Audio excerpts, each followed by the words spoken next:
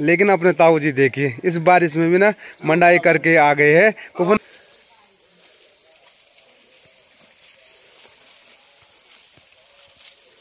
सती ने देखा कि सबके लिए, सभी देवताओं के लिए, ऋषियों के लिए यज्ञ का भाग रखा है, लेकिन भगवान शिव के नाम का कोई यज्ञ भाग नहीं, उनको कोई स्थान नहीं दिया गया। उसके पति का अपमान हुआ है। आज मैं अपने इस शरीर, आपके दिए हुए शरीर को आपके समक्ष ही त्याग दूंगी। भगवान शंकर के क्रोध में आकर के अपनी जटाओं में से अपनी जटाओं को खोल दिया और उन जटाओं में से एक लट खोल दी। जटाओं का एक हिस्सा खोलकर जोर से जमीन पर पटका और जैसे ही। हेलो मेरी यूट्यूब फैमिली, नमस्कार, स्वागत है आपका मस्त पहाड़ी राणा ठाकुर यूट्यूब चैनल में। तो हो चुकी है दोस्तों एक नए दिन की नई शुरुआत, और नई शुरुआत हो रही है भगवान जागदेवता के इस दिव्य प्रांगण से। तो अभी सुबह की बज रही है 9 और सुबह से हल्की सी बारिश शुरू हो चुकी है। और इस बारिश में हमारा प्यारा सा पहाड़ की जो खूबसूरती होती है ना, वो कैसे दिखाई देती है सबसे पहले आपको दिखा देते हैं। देखिए सामने पे ना हिमालय पर्वत बिल्कुल भी नहीं दिखाई दे रहा, और यहाँ डांडी काठी में देखिए तो कोहरे की वजह से डांडी काठी भी आज दिखाई नहीं दे रहा। और आप तो अपना जो प्यारा सा मार्केट है जाग का, वो सूना सूना है क्योंकि बारिश लगी हुई है और सारे अपने घरों में दुबके हुए हैं। तो यहाँ पे ना ये गाय के साथ जाने के लिए तैयार हो रखे हैं जंगल। तो भाई बारिश भी आ जाए तो कोई दिक्कत नहीं है। छतरी खूब बढ़ रही तुम्हारे।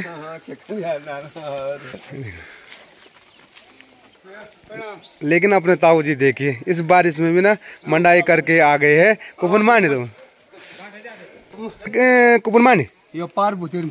तो ताऊ जी ना मंडाई करके भी आ गई है। देखो तो दुकान से मैं घर आ चुका हूँ और नाश्ता मैंने कर लिया है, और अभी भी ना बारिश हल्की फुल्की लगी हुई है और साथ में आनंद ले रहा हूँ इस बारिश में पहाड़ी चाय का।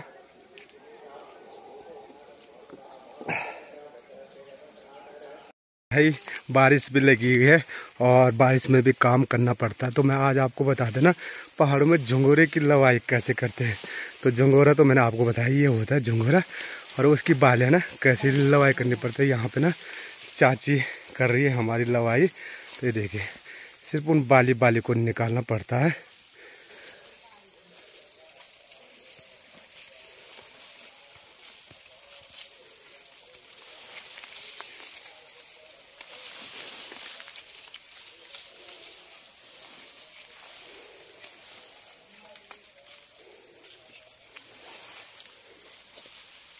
और इसमें ना बहुत सारे अनाज होते हैं। क्या चीज़ या कबूतू कौनी झंगोरू सोयाबीन रैंस और कोई मुंगरी छे पर बांधल तो आतंक मचाई थे।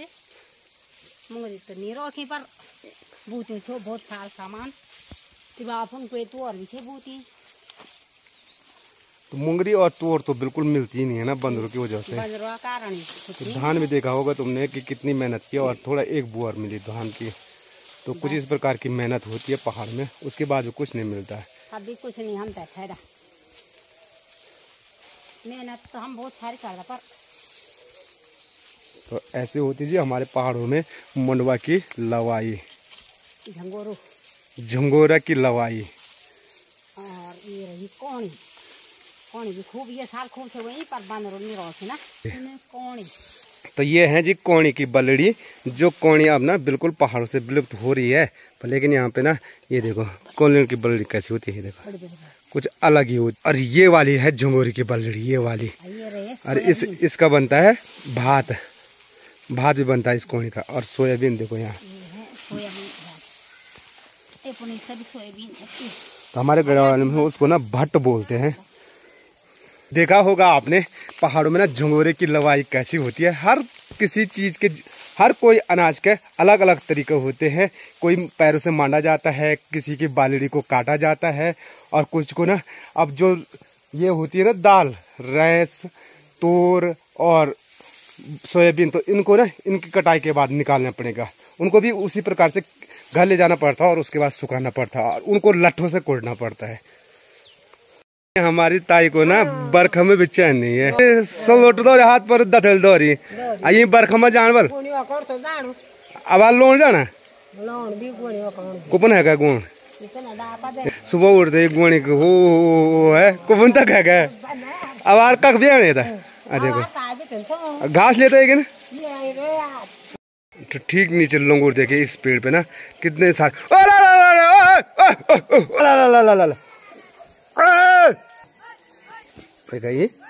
ये बाप रे ऐसे सारे धान को बर्बाद कर दिया इन्होंने कि 12:30 बज चुकी है और जो गांव का मार्केट है वो पूर्ण रूप से बंद हो चुका है क्योंकि लंच करने का टाइम भी हो चुका है और सुबह से देखिए भयंकर वाली हल्की हल्की बारिश लगी हुई है और इस बारिश में भी ना बांदर ना आ ही रहे हैं खेतों में और कुड़ी कुड़ी में डबडा रहे हैं वो देखिए एक बंदर देखो छत में कैसे डबडा रहा है।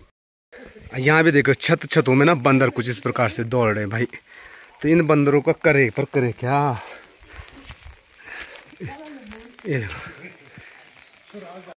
तो दिन की 1 बज चुकी है और यहाँ पे हमारी शिवांशी इंतजार कर रही है। किसका किसका इंतजार कर रही तू? दीदी का।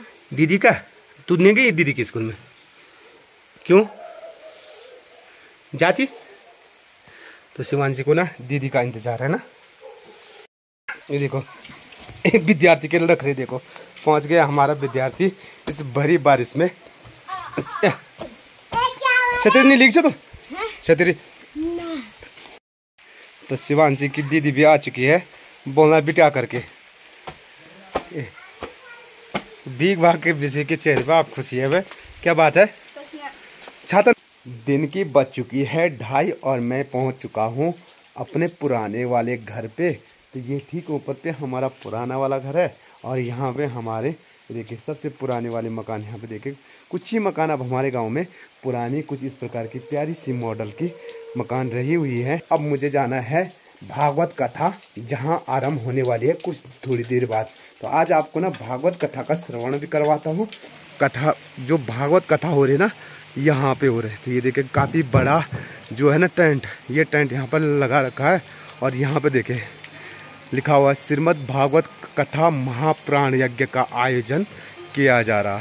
काफ़ी बड़ा पोस्टर और यहाँ से प्रवेश द्वार है। तो यहाँ से चलते हैं हम अंदर।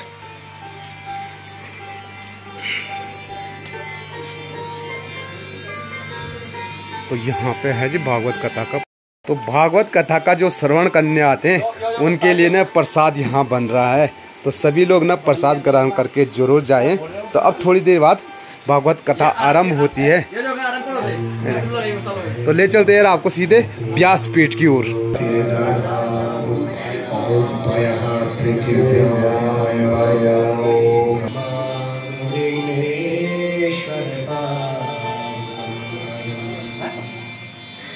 या कुंदेन्द्र तुषारहार धवला पाद सरस्वती भगवती विशेष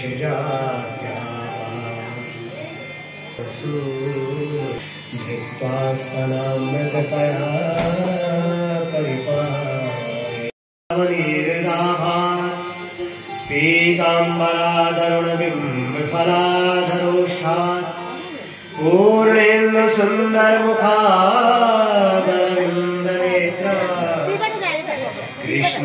भागवती कथा का आज तृतीय दिवस प्रगति पथ पर है। युग शरणागत हुआ और उस शरणागत की भी उन्होंने रक्षा की। ऐसा राजधर्म निभाने वाले महाराजा परीक्षित काल के क्रम से शापग्रस्त होकर भगवान के चरणों में अवस्थित होकर मां गंगा के तट पर अध्यात्मवेत्ता महामुनि वेद व्यास जी के सुपुत्र शुकदेव जी के मुखारविंद से भागवत चरित का श्रवण कर रहे हैं। इसी संदर्भ में इसी श्रृंखला में भगवान के एक अवतार सान्निध्य प्राप्त हुआ इस नैमिषारण्य तीर्थ में। उनके अभ्युदय से ब्रह्मा के द्वारा रची गई सृष्टि में विराट पुरुष का प्रादुर्भाव, जिसे ब्रह्मा के द्वारा रची गई सबसे पहली सृष्टि माना जाता है। स्वयंभू मनु और देवी शतरूपा के संसर्ग से यह भागवती कथा की श्रृंखला आगे बढ़ रही है। ऐसे भगवान अवतारी पुरुष के चरणों में हम सब सादर वंदना करते हैं। माताओं बहन, समय गुजर गया। ब्रह्मा जी ने दक्ष प्रजापति को विश्वरूप बना दिया, समस्त प्रजापतियों का अधिपति। आम भाषा में हम जगह डीन बोल सबका, जैसे साधारण रूप से दक्ष प्रजापति तो पहले से था, जीएम जनरल मैनेजर तो पहले से था, अब एमडी बन गया, मैनेजिंग डायरेक्टर बन गया। अब मैनेजिंग डायरेक्टर बन गया जब अब कहते हैं ये मान कैसे बढ़ता, घमंड कैसे बढ़ता है। ओछे व्यक्ति को, तुच्छ मनोवृत्ति वाले व्यक्ति को जब जब कोई पद मिलता है, उसके मन में और भी विकार आने लगते हैं। नारद ऋषि को बुलाया, पितरों को बुलाया, देवताओं को बुलाया, सब अपनी पत्नियों के साथ वहां पर पधारे। सबने मांगलिक कार्य संपन्न किया, सबने वहां पर आकर के उसके दरबार की शोभा बढ़ाई। तो इस तरह से जब यक्ष के घर में एक विशाल आयोजन, अभी पहले आयोजन हुआ था, अभी नया आयोजन, उसकी चर्चा चलते चलते दक्ष के कन्या की सती के पास भी पहुंची। जो देवगण हिमालय पर्वत की तरफ से मार्ग ही वही है, स्वर्गारोहण, स्वर्ग की सीढ़ी ही हिमालय पर्वत है। उसी स्थान से आते जाते देवगण और उनकी देव कन्याएं, देवांगनाएं, उनकी पुत्रियां, उनकी पत्नियां, उनके बच्चे जाते तो उनके ये मुख से चर्चा होती कि वाह, दक्ष प्रजापति ने कितना भव्य आयोजन किया है। उसकी चर्चा जब मां सती के कानों में पड़ी, तो उनके भीतर भी पिता के घर में होने वाले यज्ञ के प्रति उत्सुकता जागृत हो उठी कि मुझे भी पिता के घर जाना है। अब शंकर भगवान से संवाद हुआ। सती जी का जो बोलने का अंदाज था कुछ हटके था। कहने लगी, सती जी को पता था इनके बीच में वैर है, कहने लगी कि हे महादेव, हे प्रिय, प्रजापतिस्ते शुतुरा, आपके जो ससुर है, ये नहीं बोला मेरे पिताजी, आपके ससुर प्रजापति, दक्ष प्रजापति, उन्होंने कितने महान यज्ञ का आयोजन किया है। और आप देख रहे हो कि हिमालय पर्वत की श्रृंखला से देवताओं के, यक्षों के, किन्नरों के, गंधर्वों के, अप्सराओं के विमान जा रहे हैं, आना जाना लगा हुआ है। और आपको भी सुनाई दे रहा है, ये सब उसी उत्सव में जा रहे हैं। इतने बड़े यज्ञ के आयोजन में मैं जानती हूँ कि हमें नहीं बुलाया गया है, किंतु मैं अपने पिता की पुत्री हूँ, अपनी माँ की पुत्री हूँ। मेरे मन में इच्छा है, बहुत बड़ा यज्ञ उत्सव है, और यदि आपकी सहमति हो तो मेरे मन विनिर्मितम भागे, आप तो जगत के कल्याण के हेतु से जन्मे हैं। आप सृष्टि के कण कण में व्याप्त हैं। आपको मेरे कहने से पहले ही पूर्ण ज्ञान है कि आपके ससुर के यहाँ क्या चल रहा है। मैं जानती हूँ आपके हृदय में, आप दोनों के लिए आपके मन भेद है, मतभेद भी है, मन भेद भी है। किंतु क्या ऐसा नहीं हो सकता कि इस यज्ञ उत्सव में जाकर आप दोनों के बीच जो भी विवाद है वह बिल्कुल शांत हो जाए। शायद मेरे पिताजी के साथ जो आपका झगड़ा है, वो झगड़ा वहां आपके जाने से शांत हो जाए। आप शिव सब पर समान भाव से कृपा करते हो। आप ये नहीं देखते कि यह बुरा है, भला है, राजसी है, तामसी है, सात्विक वृत्ति का है। जो आपका ध्यान करता है आप उसका उद्धार कर लेते हो। हो सकता है आप अपने ससुर को ससुर न समझकर अपना कोई भक्त ही मान लीजिए। ऐसा मानकर यदि आप भी चले और मुझे भी चलने की आज्ञा दें।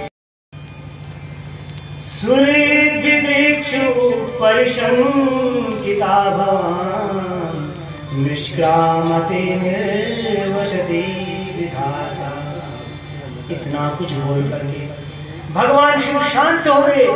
हे सती, मेरे मन में जो भाव था मैंने बता दिया। तुम्हारे मन में पिता के घर जाने की इच्छा है, वो इच्छा स्वाभाविक है। बस मेरे मन में जो भावना है, अज्ञात भय है, उस भय को लेकर मैं चिंतित हूँ और शांत हो गई। और सती जी ने शिव जी की आंखों में देखा, शिव ने सती की आंखों में देखा, भगवान शिव ने देख लिया। अगर सती यहाँ रुकती है तब भी सती का जीवन खतरे में है, और वहां गई वहां भी खतरे में है। दोनों तरफ से सती के प्राणों पर संकट है। अब सती जी खड़ी हो गई उस स्थान से, वार्तालाप हुआ, आंखों में देखा, जैसे यह बताने के लिए मैं जा रही हूं। बस मन ही मन में बोल दिया।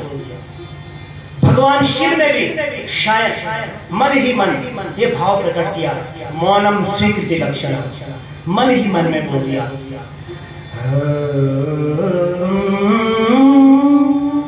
दुंदुभी बाजे बज रहे हैं, भगवान शिव के नृत्य करते हुए जा रहे हैं, क्योंकि उत्सव में जा रही है, इसलिए उनका साथ देने के लिए करते करते वो समय जल्दी आ गया। यज्ञशाला में पहुंच गई, वहां वेद ध्वनि हो रही है, ब्राह्मणों में वेद ध्वनि की होड़ लगी है। सती ने सब की तरफ देखा, अपने पिता को दूर से देखा, जैसे पिता के साथ आंखें मिली, नजरें फेर भी पिता ने, नजर बदल गई तो नजरें बदल गई तो नजारे बदल गए, पिता की नजर बदल गई। सती के मन में अनिष्ट की जो आशंका थी वो तीव्र हो गई। फिर भी घर गई, अपनी बहनों से मिली, परिवारजनों से, माता से मिली, सब ने गले लगाया, कुशल मंगल पूछा, किंतु सब डरी डरी से कि कहीं दक्ष प्रजापति को गुस्सा न आ जाए। इस भाव से सती ने देखा कि सबके लिए, सभी देवताओं के लिए, ऋषियों के लिए यज्ञ का भाग रखा है, लेकिन भगवान शिव के नाम का कोई यज्ञ भाग नहीं, उनको कोई स्थान नहीं दिया गया। अपने पति के अपमान से सती के हृदय में क्रोध जन्म लेने लगा, क्रोध की ज्वाला धधकने लगी। और रुद्र भागम अपेक्षा कि रुद्र का भाग नहीं है, इसी बात से अपना अपमान चुपचाप सहन कर लिया था, कोई बात नहीं। नारी शक्ति है, सहन शक्ति भी है, वही रौद्र रूपा भी है और वही शांत रूपा भी है। शांत थी कि मेरे पिता के घर में इतना बड़ा उत्सव है, उसमें कोई खलल न पड़े, मंगल में अमंगल न हो जाए, सब शांत भाव से झेल रही थी। चारों तरफ उपेक्षा का भाव था। कोई बोल, पिता को संबोधित करते हुए बोली कि हे पिता, आपको बहुत घमंड है कि मेरे शरीर के तेज से मेरी पुत्री का जन्म हुआ है, तो आज मुझे अपने इस शरीर पर धिक्कार है, जिसके सामने उसके पति का अपमान हुआ है। आज मैं अपने इस शरीर, आपके दिए हुए शरीर को आपके समक्ष ही त्याग दूंगी। यह रुधिर, यह मज्जा, यह मांस मेरे शरीर में जो आपका है, वो आज मैं आपको समर्पित करती हूँ। चारों तरफ हाहाकार मच गया, तो त्राहिमाम की ध्वनि सुनाई देने लगी। शिव कैलाश पर्वत पर है और वो सती यहाँ अपने पिता के घर यज्ञ मंडप में है। वहीं पर शिव को कहने लगी, हे सदाशिव, हे प्रिय प्राणनाथ, आप मुझे जो हास्य में प्रेमातुर होकर के हे दाक्षायणी कहते थे, दक्ष की कन्या दाक्षायणी, प्रेम से जो बोलते थे, अब आज के बाद आप नहीं बोलोगे, क्योंकि मैंने अपने पिता से अपना नाता हमेशा के लिए आज तोड़ दिया है। दक्ष के साथ मेरा संबंध नहीं, इसलिए हे शिव, आप मुझे आज से दाक्षायणी भी मत कहना।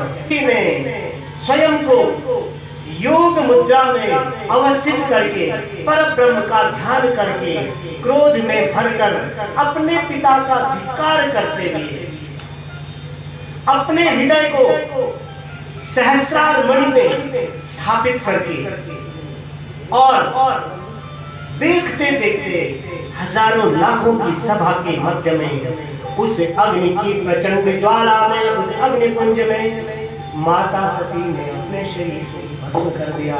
सती एक यज्ञ मंडप में अपने पिता के घर आकर जो भस्म हो गई, हाहाकार मच गया, वहां अनिष्ट होने लगे। जो यज्ञ कुंड से दिव्य आग निकलने लगी थी, उस आग में कांटों की वर्षा होने लगी, उस आग से लोहमय कांटे निकलने लगे कि इस प्राण त्याग को देखकर चारों तरफ से उस यज्ञ मंडप में उपस्थित दक्ष प्रजापति के सेवकों का, अनुयायियों का संहार कर रहे थे। तो तभी एक मंगलमय यज्ञ हो रहा था, अब वो युद्ध मंडप में बदल गया, युद्ध का क्षेत्र बन गया दक्ष प्रजापति का घर। भगवान शंकर के क्रोध में आकर के अपनी जटाओं में से अपनी जटाओं को खोल दिया और उन जटाओं में से एक लट खोल दी, जटाओं का एक हिस्सा खोलकर जोर से जमीन पर पटका, और जैसे ही जटा को जमीन पर पटका, जमीन में हलचल मच गई, पृथ्वी थरथराने लगी, संपूर्ण कैलाश पर्वत डगमगाने लगा और उस लपट से, उस लट की लपट से जो जटा पे अग्नि प्रस्फुरित हुई, उससे वहां पर एक भयंकर शरीर वाला एक योद्धा उसी समय भगवान के सम्मुख प्रकट हो गया। वीर उसको आदेश दिया, उन्होंने देखते देखते वहां पहुंच गया यज्ञशाला में, और यज्ञशाला में दूर से ही जब दिखा एक पर्वताकार योद्धा जिसकी आंखों से भी अग्नि की लपटें निकल रही हैं, उसके अनुयायी को भस्म करने लगा। ओम नमः शंभवाय मयो भवाय, नमः शंकराय मयस्कराय, नमः शिवाय शिवतराय। हवन कुंड में रखी हुई हवन सामग्री को अग्नि देवता खा जाते हैं। उसी प्रकार से जो भी सैनिक वहां आता था सब भस्म। इस तरह से रुद्र के सेवकों ने चारों तरफ से यज्ञशाला का विध्वंस करने के साथ साथ दक्ष प्रजापति की सेना का भी विध्वंस कर दिया। अब दक्ष प्रजापति के परिवार में दक्ष की पत्नी, उनकी बहनें सब रोने लगी, हे तात, हे विधाता, हमसे कैसा पाप हुआ कि आज एक दक्ष प्रजापति और देवताओं के प्रजापति का भी ब्रह्मा जी ने अधिष्ठाता बनाया था, वो पद भी दिया था, लेकिन आज हम जल रहे हैं और हमारा जीवन कुछ ही समय का। अब जीवित रहने के लिए हमारे पास कुछ भी नहीं बचा है। यह आज राजमहल में रहने वाले शिव आशुतोष है, शीघ्र प्रसन्न भी हो जाते हैं। दक्ष को उसके पापों का फल उन्होंने दिया। उसके पश्चात भगवान यज्ञशाला में गए। आपने भागवत कथा का आनंद लिया। आई होप आज की भागवत कथा सुनकर के काफ़ी आनंद आया होगा आपको, और आज का ब्लॉग भी यहीं पे एंड करते हैं। आई होप आज का ब्लॉग पसंद आया। वीडियो को लाइक कीजिए, अपने दोस्तों के साथ शेयर कीजिए, और चैनल पर पहली बार आ रहे हो चैनल को सब्सक्राइब जरूर कीजिए। मैं मस्त पहाड़ी राणा ठाकुर फिर मिलूंगा आपको अगले शानदार ब्लॉग के साथ। उत्तराखंड, जय देवभूमि, जय केदार।